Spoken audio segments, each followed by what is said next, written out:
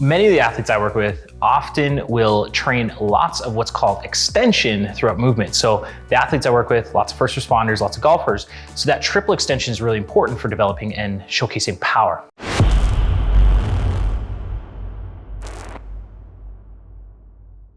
Okay, when I talk about triple extension, we're talking about the 3 joints in the lower body, the hips, knees, and ankles in this triple extension position. So if you're pulling up or jumping or any sort of movement like that, you're hitting that triple extension position.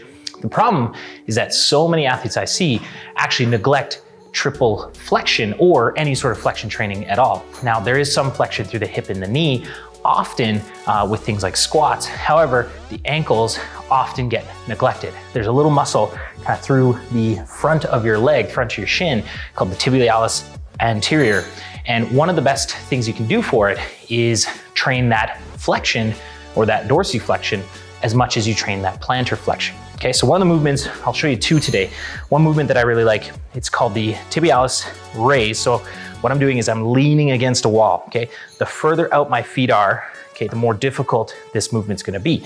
The closer to the wall my feet are, the easier, or the regress movement that's gonna be.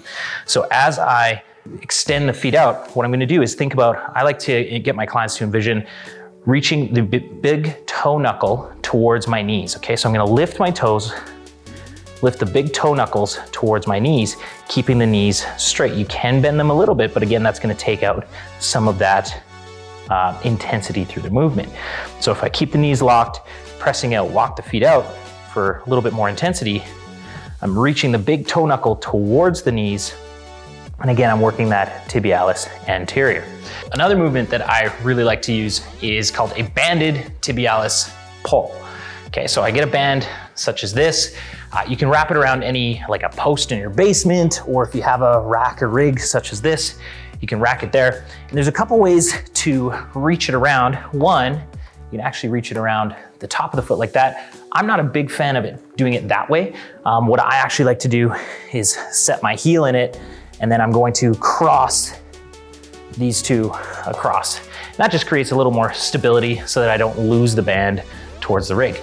So I'm sitting back, and there's 2 ways to do this. 1, you can get a foam roller and place it underneath your calf, or 2, you can actually just place your other leg or other foot underneath. But what I like to see is, again, that straight knee and leg extended, okay?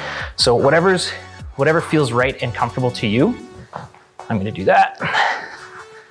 And you're just going to, again, keeping that knee straight, you're gonna flex the foot, pull the big toe knuckle towards the knee.